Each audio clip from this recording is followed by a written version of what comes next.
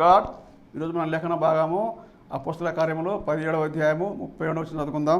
మృతుల పునరుత్థానమును గూర్చి వారు వినినప్పుడు కొందరు అపహాస్యం చేసిరి, మరికొందరు దీని గూర్చి నీవు చెప్పుచున్నది ఇంకొకసారి విందుమని చెప్పిరి. ఆమేన్. దేవునికి స్తోత్రం. హల్లెలూయా, హల్లెలూయా, హల్లెలూయా. స్తోత్రం, స్తోత్రం. మన ప్రభువును ప్రియరక్షకుడైనటువంటి నజరేయుడైన యేసుక్రీస్తు దివ్య నామములో మన శాంతి టీవీలో ప్రసారమవుతున్నటువంటి ఆయన హెచ్చవలసి ఉన్నది అనేటువంటి అనుదిన ఆత్మీయ వాక్య వ్యాఖ్యాన కార్యక్రమానికి మిమ్మల్ని ప్రేమపూర్వకంగా, మిమ్మల్ని, మీ కుటుంబ సభ్యుల్ని, మీ సంఘ సభ్యుల్ని, మీ స్నేహితుల్ని, బంధుమిత్రుల్ని ప్రేమపూర్వకంగా ఆహ్వానిస్తున్నాం. దేవుని స్తోత్రం. హల్లెలూయా. Good morning, have a nice day. ఉదయకాలపు వ్యక్తిగతమైనటువంటి ధ్యానాన్ని ముగించుకున్నారని నేను భావిస్తున్నాను. మార్నింగ్ మెడిటేషన్ ముగించుకున్నారని నేను భావిస్తున్నాను. అనగా మీకోసం కురిసినటువంటి మన్నాను మీరు సేకరించుకున్నారు, మీకోసం కురిసినటువంటి దైవ సాన్నిధ్యంలో కురిసినటువంటి ఆత్మీయ మన్నాను ఆత్మలోకి కూర్చుకున్నారు అని నేను భావిస్తున్నాను. అనగా మార్నింగ్ బ్రేక్ఫాస్ట్, స్పిరిచువల్ బ్రేక్ఫాస్ట్ అయిందని నేను భావిస్తున్నాను. ఇప్పుడు 8 గంటలు దాటింది కనుక మీరు ఇంచుమించు ఫుల్గా తినేసి ఉంటారు ఆత్మీయ భోజనం అని నేను భావిస్తున్నాను. ప్రతిరోజు వాక్య ధ్యానంలో గడపాలి. వాక్యంలో లోతైన సత్యాల్ని మనం గ్రహించాలి. వాక్యము కట్టుకథ కాదు, కల్పన కాదు, ఊహాతీతమైన విషయం కాదు. ఇది ఎవరో మత్తయి యొక్క ఊహలు కాదు. అపోస్తుల కార్యములు అనేది లూకా యొక్క ఊహలు కాదు. ఇలా జరిగితే బాగుండేది, ఇలా జరిగితే బాగుండేది అని కాదు. ఇలా జరిగింది కాబట్టి ఇలాగా జరగవచ్చు, ఇంకా దీనికన్నా అతీతంగా జరగవచ్చు అని చెప్తుందన్నమాట. ఛానల్ దయచేసి మార్చొద్దు, మీరు అలాగే చూస్తూ ఉండండి, దేవుని మాటలు వింటూ ఉండండి. మెల్లగా మెల్లగా మెల్లగా మీ ఆత్మలోకి సత్యాలు డౌన్లోడ్ అవుతున్నప్పుడు మీరు ఆస్వాదిస్తారు, ఆత్మీయ బలాన్ని పొందుకుంటారు. స్తోత్రం. నిన్నటి ఎపిసోడ్లో మనం ద కమాండింగ్ ఆఫ్ గాడ్, దేవుడు ఆజ్ఞాపించడం, దేవుడు ఆజ్ఞలు ఇచ్చేసి ఆయన ఊరుకోలేదు, ఆయన ఆజ్ఞాపిస్తున్నాడు. కొన్నిసార్లు మనుషుల ద్వారా, పరిస్థితుల ద్వారా ఆజ్ఞలో దాగి ఉన్నటువంటి ఆయన చిత్తాన్ని బయలుపరుస్తున్నాడు. Why this commandment? ఎందుకు ఈ కమాండ్మెంట్? ఎందుకు ఈ ఆజ్ఞ?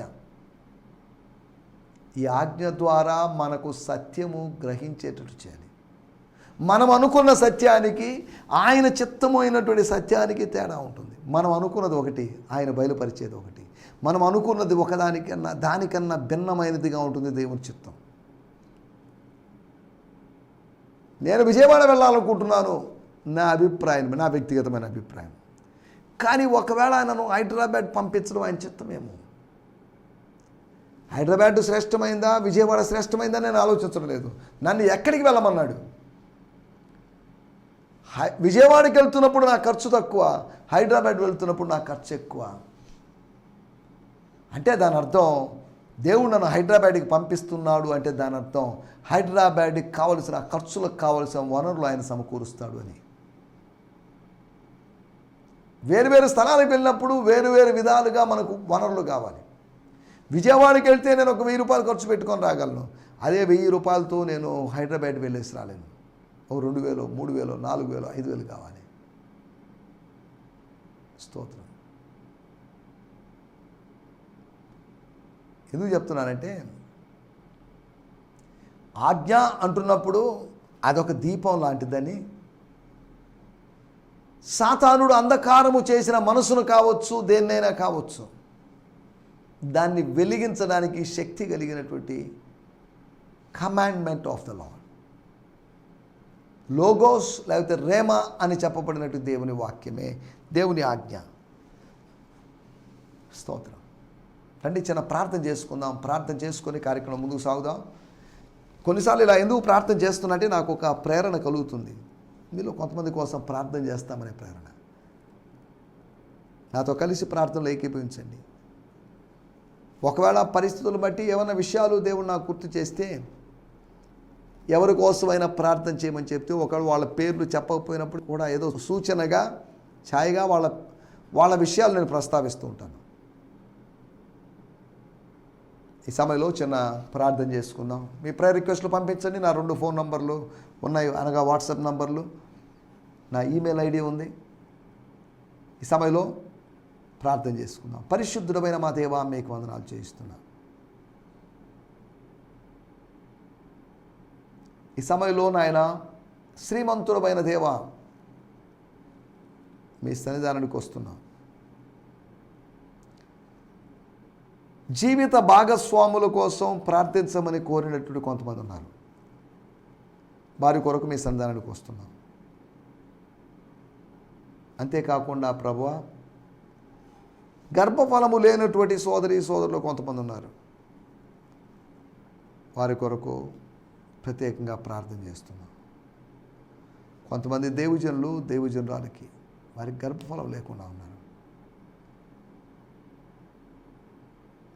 వారికి గర్భఫలం అనుగ్రహించండి ప్రభువా. కుమారుల సంతోషం కలిగినటువంటి తల్లుల్ని మీరు అనేక మందిని చూడాలనుకుంటున్నారు. వారిని సంతోషపరచండి, వాళ్ళని బ్లెస్ చేయండి ప్రభువా. వాళ్ళు గొడ్రాళ్ళుగా ఉండడం మీ చిత్తం కాదు, వాళ్ళకి వారసులను అనుగ్రహించడం మీ చిత్తమని భావించి మిమ్మల్ని స్తుతిస్తున్నా.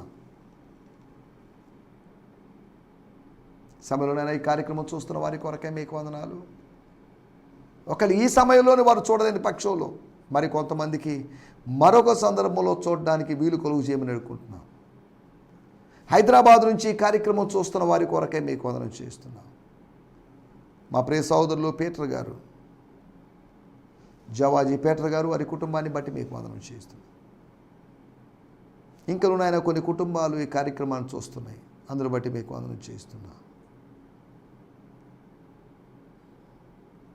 దేవా, మీకు వందనాలు చేస్తున్నా. ఈ సమయంలో శాంతి టీవీ బృందం అంతటి కొరకే మీకు వందనం చేస్తూ, దీని చైర్మన్ గారైనటువంటి శోభన్ సార్ గారి కొరకే మీకు వందనం చేస్తూ, వారి కుటుంబాన్ని మీ చేతిలో సమర్పిస్తూ, మా దేశ ప్రధానమంత్రి కొరకు రాష్ట్రపతి, ఉపరాష్ట్రపతి, గవర్నర్లు, కలెక్టర్లు, మేయర్లు, ముఖ్యమంత్రుల కొరకు మేము ప్రత్యేకంగా ప్రార్థన చేస్తున్నాం. ప్రభువా, మీకు వందనాలు చేస్తున్నా. ఈ సమయంలో నాయన ఎవరైతే ప్రార్థించమని కోరారో వారందరినీ మీ సంధానానికి తెస్తున్నాం. మా ప్రార్థన మనవులన్నింటికి ఆమేనని పరలోకము ప్రతిధ్వని చేయబోతుంది. అందును బట్టి మీకు వందనం చేస్తూ మీ వాక్యం ద్వారా మాతో మాట్లాడమని కోరుకుంటూ యేసు నామములోనే ప్రార్థించగలుగుతున్నాం పరమ తండ్రి. ఆమేన్, ఆమేన్, ఆమేన్, ఆమేన్. దేవుని స్తోత్రం. మీ అందరికీ వందనాలు. ప్రభువు మనల్ని దీవించుగాక. దేవుడు ఎలా ఆజ్ఞాపిస్తాడు అనే దాని గురించి నన్ను ఆలోచించాం. ఒకటి యోహాను ప్రకటన ద్వారా, అరణ్యములో జరిగిస్తున్న ప్రకటనల ద్వారా. రెండవది తన కుమారుడైనటువంటి యేసుక్రీస్తు ద్వారా.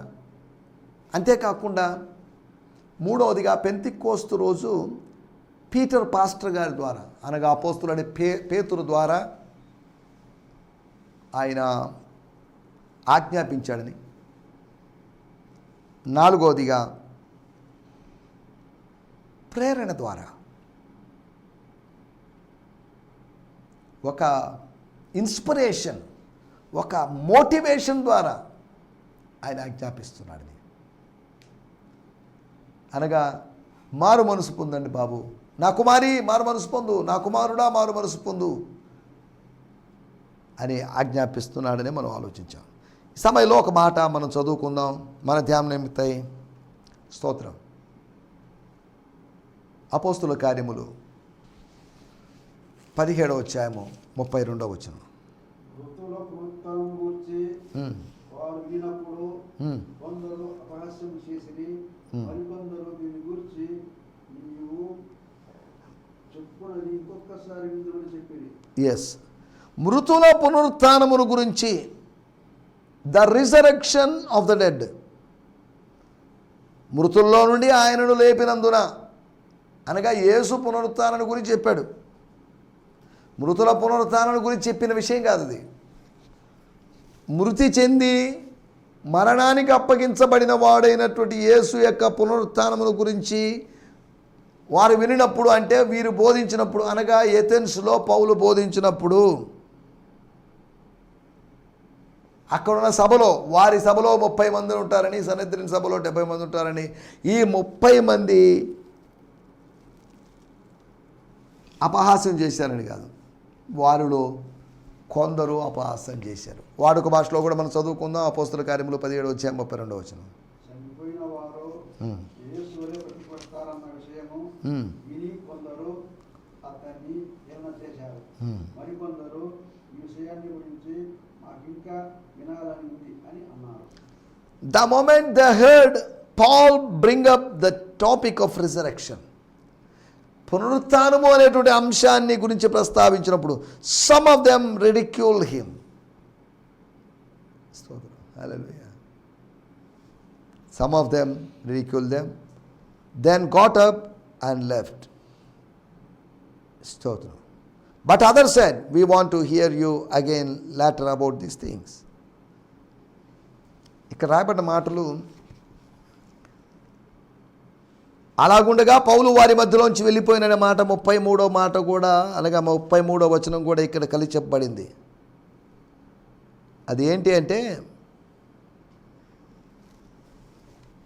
పరిహాసము చేసిన వాళ్ళు వెళ్ళిపోయారన్నది, పౌలు వెళ్ళిపోయాడని కాదు. Then got up and left, లేచాడు, వెళ్ళాడు.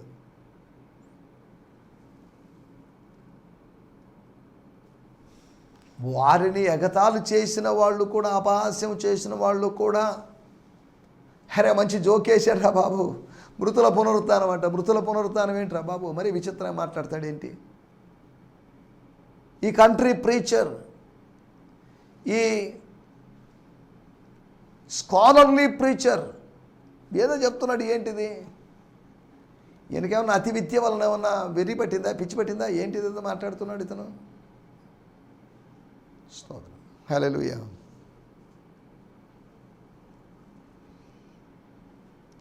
వాడుక భాషలో చదివినట్టు గుర్తు. స్తోత్రం. వాడుక భాషలో కూడా ఇంచుమించులాగే ఉంటుంది. చనిపోయిన వారు తిరిగి లేవడం అనే దాని గురించి వాళ్ళు విన్నప్పుడు కొందరు అపహాస్యం చేసిరి, మరికొందరు ఎందుకు అపహాస్యం ఎందుకులేండి, వద్దులేండి బాబు, నీకు నమస్కారం నాయన, దీని గురించి ఇప్పుడు we have no time now. ఇది కొత్త విషయమే, కానీ ఈ కొత్త విషయాన్ని మేము అంగీకరించే దృక్పథం ప్రస్తుతం మనసు మాకంత విశాల దృక్పథం లేదు. ఓ పని చేద్దాం, ఏ కొత్త విషయం దొరకనప్పుడు ఇక నువ్వు అందుబాటులో ఉంటే, లేదా నిన్ను తీసుకొచ్చి పిలిపించి, అయ్యా బాబు ఆ రోజు ఏదో మేము నవ్వుకున్నాం కదా, అదేనండి యేసు ప్రభు తిరిగి లేచాడని ఏదో అన్నారు కదా, దాని గురించి మాకు చెప్పండి, మేము వింటాము. కానీ అదేదో మెసేజ్ అందులో దాగి ఉన్నట్టుంది. సరే విల్ టు బాబు, no time, we have no time. ప్రజలకు సమయం లేదు ఈ రోజుల్లో, ప్రజలు బిజీగా ఉన్నారు ఈ రోజుల్లో. ఏమాత్రం సమయాన్ని ప్రభువు కోసం కేటాయించలేని ప్రజలు.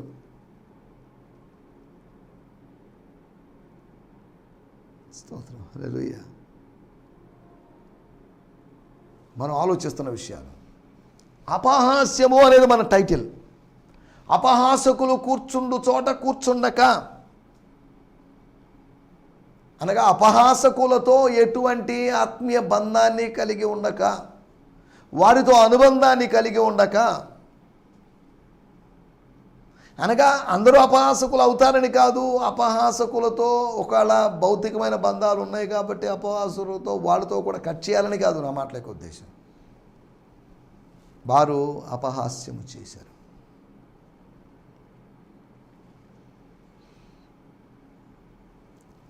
కొందరిని చేసిన అపహాస్యాల గురించి మనం మాట్లాడుకోవచ్చు. ఎగతాళి చేయడం,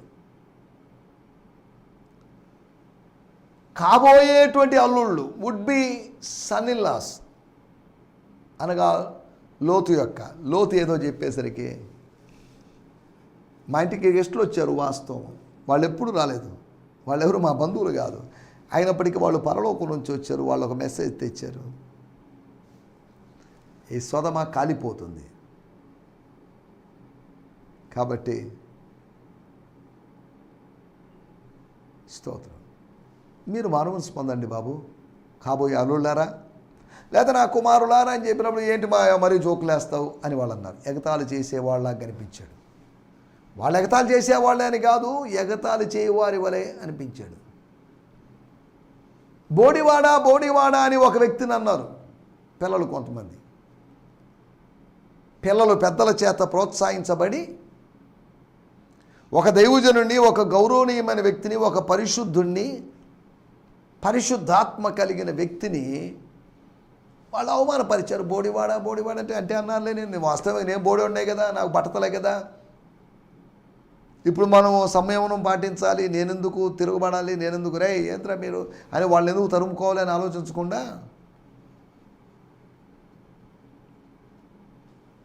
ఆయన చేసిన పనిని మనం చూసాం. ఎందుకు చెప్తున్నా అంటే ఇవన్నీ స్తోత్రం, అపహాస్యం అనే దాని గురించి మనం ఆలోచిస్తున్నాం. 1:17 మృతుల పునరుత్థానం. అప్పటిదాకా టాపిక్స్ థియాలజీ చెప్పినప్పుడు, ఫిలాసఫీ చెప్పినప్పుడు, మీ కవీశ్వరుల్లో ఒకడు అని చెప్పినప్పుడు వెరీ గుడ్ వెరీ గుడ్ అండి, మంచి ప్రీచరితలు, ఇంతకాలం ఇతన్ని మిస్ అయిపోయామే అన్నట్టుగా వాళ్ళు ప్రవర్తించారు. అంతా అయిపోయి కంక్లూజన్ దగ్గరికి వచ్చాడు. కంక్లూజన్లో యేసుని తీసుకువస్తాడు. నేను పైన చెప్పాను చూశారా, ఇవన్నీ పైన చెప్పండి విషయాలు యేసు అనే వ్యక్తిని గురించి అండి, యేసు అనే వేరొక వ్యక్తిని గురించి, వేరొక రాజుని గురించి, వేరొక మనిషిని గురించి. దేవుని స్తోత్రం, హల్లెలూయా. మనం ఇక్కడ దేవుని దాసుడు అపహాస్యానికి గురయ్యాడు. అపహాస్యానికి గురయ్యి అవమానానికి గురయ్యాడు. ఇదేంటిది, నేను చెప్పేది ఏంటి? వాళ్ళు అడగాలి, హలో ఏంటి మృతుల పునరుత్థానం అంటున్నావు, ఇదేదో మాకు కొత్త విషయం, మాకు తెలియని విషయం, ఎందుకంటే మృతుల పునరుత్థానం లేదని మేము నమ్ముతున్నాం కాబట్టి నీ వేదాంతం ఏదని చెప్పు, మేము అంగీకరించగలిగితే అంగీకరిస్తాం, లేదండి అని మాట్లాడాల్సిన ప్రజలు పౌలుకు అభ్యంతరం కలుగు చేసిన విధంగా ప్రవర్తించారు. కొంతమంది కొన్ని మాటల వలన మనం హర్ట్ అవుతాం, ఫీలింగ్స్ మారిపోతాయి. స్తోత్రం. అపహాసకులు అనేకులు అవుతున్నారు. అంత్యదినములో అపహాసకులు వచ్చేస్తున్నారు. రకరకాల మాటలు, పిచ్చి మాటలు, అర్థం లేని మాటలు. 3 మేకుల్ని పీక్కోలేని వాడు ఏం చేస్తాడు, మిమ్మల్ని ఏం ఉద్ధరిస్తాడు, చేస్తాడు. పీక్కోలేకపోవడం కాదు, రాయిని దొర్లించి, లేదా రాయిని దొర్లించమని చెప్పి రాయి దొర్లించబడినప్పుడు చనిపోయిన లాజర్ని పిలిచిన వాడు తన మేకుల్ని పీక్కోవడం ఆయనకి పెద్ద విషయమే కాదు. దేవుని స్తోత్రం, హల్లెలూయా. సరే మేకులు పీక్కోలేడు వాడు అని అన్నారు మీరు, బాగానే ఉందనుకుందాం. అలాగైతే సమాధిలో నుంచి దించినప్పుడు మేకులు బీక్కోవడానికి ఆయన అవసరం లేదు. మేకులు బీకడానికి బహుశా రోమా సైనికులు ఎవరైతే మేకులు కొట్టారో వాళ్ళే మేకులు బెరికేశారు. దించాలంటే మేకులు బెరకాలి. ఒకవేళ యేసు శిష్యుల్లో ఎవరో ఒకరు, యూదులో ఎవరో ఒకరు. దేవుని స్తోత్రం. మేకులు బీక్కోవడం ఆయనకి పెద్ద విషయం కాదు. It's not a great or it's not a hard thing or it's not a impossible thing for him. ఆయన చేయగలడు, చేయలేదు. ఆయన రాళ్ళను రొట్టెలుగా చేయగలడు, కానీ చేయలేదు. ఎందుకు? దేవుని స్తోత్రం, హల్లెలూయా. ఈ రాళ్ల వలన అబ్రహాముకు సంతానం పుట్టించగలడు, కానీ పుట్టించలేదు. నేను నా తండ్రిని వేడుకొనగలను, ఎందుకంటే నాకెందుకు ఈ తలనొప్పులు, నేను భూలోకానికి వచ్చి ఎంత కష్టపడ్డాను దేనికి, పరలోకంలోనే వైభవాలతో ప్రశాంతంగా ఉంటాను అని గారు చెప్పి, అందుకని ఒక పని చేయి, కొద్దిగా మిలిటరీని పంపించు పరలోకం నుంచి, కొద్దిమంది దేవదూతలను పంపించు, కొంతమంది 12 సేనా వ్యూహముల సైన్యాన్ని పంపించు అంటే పంపించగలడు. ఆయన ప్రార్థించగలడు, ప్రార్థించలేదు. ఆయన పని చేయగలడు, చేయలేదు. దేవుని స్తోత్రం, హల్లెలూయా. కాబట్టి గమనించాలి, దేవుడు ఆ 3 మేకులు కాదు 3000 మేకులైనా ఆయన పీక్కొని రాగలడు. సమాధిలోంచి లేచి వచ్చిన వాడికి 3 మేకులు పీక్కొని రావడం పెద్ద కష్టమేం కాదండి. ఇలా యూట్యూబ్లో మాట్లాడేటువంటి మత ఛాందసవాదులు ఇస్తున్న సమాధానం ఇది. He can do everything. ఆయన సమస్తమును చేయగలడు. సమస్తమును చేసినవాడు, సమస్తమును బాగు చేసినవాడు, సమస్తమును నాశనము చేయగలిగినవాడు. He created everything. He made everything well and he will destroy everything. దేవుని స్తోత్రం, హల్లెలూయా. యేసయ్యా మీకు వందనాలు.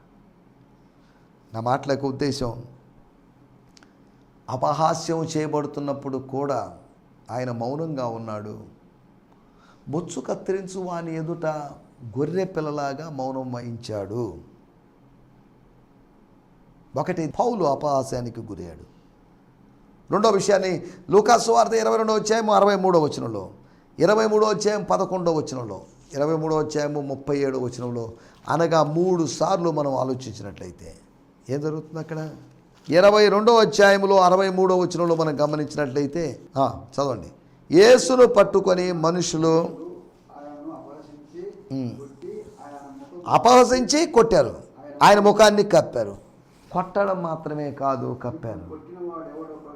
అపహసించారు. అపహసించిన వాడు ఊరుకోలేదు. వాళ్ళు చేసిన పనుల గురించి రాయబడ్డాయి.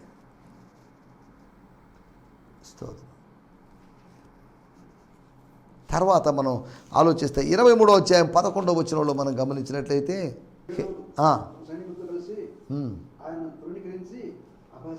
తృణీకరించి అపహసించి స్తోత్రం, ప్రశస్తమైన వస్త్రాన్ని ఒకదాన్ని తొడిగించాడు.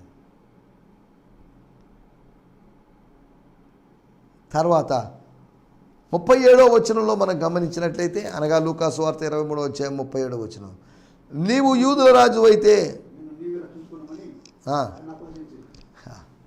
ప్రశ్నించి అపహసించారు. అపహసించిన వాళ్ళు ఊరుకోకుండా పై విలాసం రాయించారు. 23వ అధ్యాయంలో ఆయన చేసినట్టు పని ఎలా అయితే 22:64లో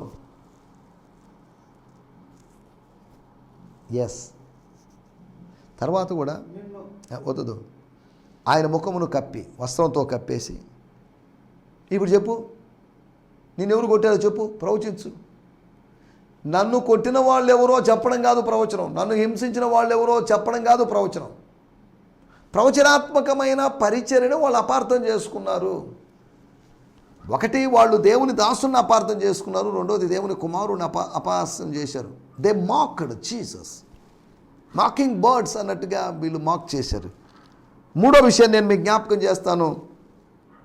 2వ దినవృత్తాంత గ్రంథము 36వ అధ్యాయము 16వ వచనం. 2వ దినవృత్తాంత గ్రంథము 36వ అధ్యాయం 16వ వచనం రాయబడింది, వారు దేవుని దూతలను అపహాస్యము చేసిరి. సందర్భం, కాంటెక్స్ట్ ఏంటంటే, బబులోను చెరకు వెళ్ళడానికి కారణం ఏంటి? ఐగుప్తు చెరకు వెళ్ళడానికి కారణం ఏంటి? బబులోను చెరకు వెళ్ళడానికి కారణం ఏంటి? అషూరు చెరకు వెళ్ళడానికి కారణం ఏంటి?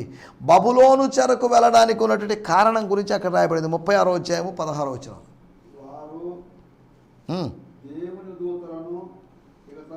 దేవుని దూతలు, they mocked the messengers of God, దైవ సందేశం అందించే వాళ్ళని ఎగతాళి చేశారు. దాని ఫలితంగా వాళ్ళు బబులోను రాజు వాళ్ళని అవతలికి తీసుకొని పోయాడు. స్తోత్రం. తర్వాత మనం ఆలోచించాల్సిన మాట, అపోస్తల కార్యములు 2వ అధ్యాయము 13వ వచనం. అపోస్తల కార్యములు 2వ అధ్యాయము 13వ వచనం. పెంతెకోస్తు రోజే, ఆత్మ పూర్ణులైనటువంటి రోజు, వాళ్ళ జీవితంలో ఒక మరుపురానటువంటి ఒక రోజు. పస్కా పండుగ ఆ రోజు బాగా ఆచరించారు కాబట్టి మర్చిపోలేని రోజు అని కాదు, ఆత్మానుభవానికి గురయ్యారు. అపోస్తల కార్యములు 2వ అధ్యాయం 13వ వచనం. క్రొత్త మద్యముతో నింపినారని అపహాస్యం చేసేది. వీక్షకులైనటువంటి కొందరు ఏం జరుగుతుంది ఇక్కడ? What's going on here? ఈ అరుపులు, కేకలు, ఈ ఆరాధన, ఈ పాటలు, ఈ చప్పటి కొట్టడం, what is going on here? ఏదో జరుగుతుంది ఇక్కడ అని వచ్చిన వాళ్ళు, ఓహో ఏదో కొత్త మందు, మామూలు మందు కాదు, ఇక్కడ దొరికే మందు ఏదో దూరదేశం నుంచి, ఇండియా నుంచో లేదా ఇంకో దేశం నుంచో బహుశా. నేను స్తోత్రం. ఎందుకు చెప్తున్నానంటే మనం జాగ్రత్తగా ఆలోచించాలి. అపహాస్యం అన్ని చోట్ల కనిపిస్తుంది, అది ఆధిపత్యం వహిస్తుంది, ఇప్పుడు డామినేటెడ్గా ఉంది. దేవుని దాసుడైనటువంటి పౌలుని అపహాస్యం చేశారు, దేవుని కుమారుడైన యేసును అపహసించారు, దేవుని దూతలు అనబడిన వాళ్ళు, మేబీ ప్రాఫెట్స్ అనగా ఆ రోజుల్లో వాళ్ళకి ఆజ్ఞాపించిన ప్రవక్తలు, బహుశా వాళ్ళు ఏదో మెసేజ్ ఉండవా అని, మెసేజ్ ఏంటి అని ఎగతాళి చేయడం.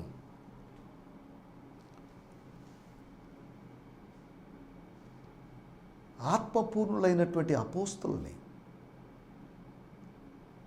స్తోత్రం, పరిశుద్ధాత్మ అనుభవాన్ని, రాతి బాణల్లో అంచుల మట్టుకు నింపబడిన అనుభవం లాంటి ఆత్మానుభవం, ఈదవలసినంత లోతు ఉన్నటువంటి ఆ లోతైన అనుభవంలో ఉన్న అనుభవం, దట్ ఎక్స్పీరియన్స్, ఈదవలసినంత లోతులో ఉండేటువంటి అనుభవం అది. దేవుని స్తోత్రం, హల్లెలూయా. అటువంటి అనుభవంలో ఉన్న వాళ్ళని అపహాస్యం చేశారు. హెబ్రీ పత్రిక 11వ అధ్యాయము 36వ వచనంలో మనం గమనించినట్లయితే అక్కడేం జరుగుతుంది? విశ్వాస వీరుల గురించి వాళ్ళు పడ్డటువంటి కష్టాలు, నష్టాల గురించి రాయబడింది. కొంతమంది పేర్లు ప్రస్తావించబడ్డాయి, కొంతమంది పేర్లు ప్రస్తావించబడలేదు.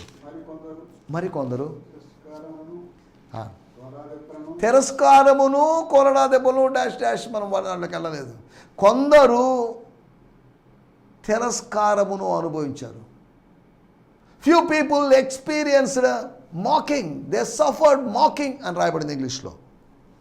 విశ్వాస వీరులు అపహాస్యానికి గురయ్యారు.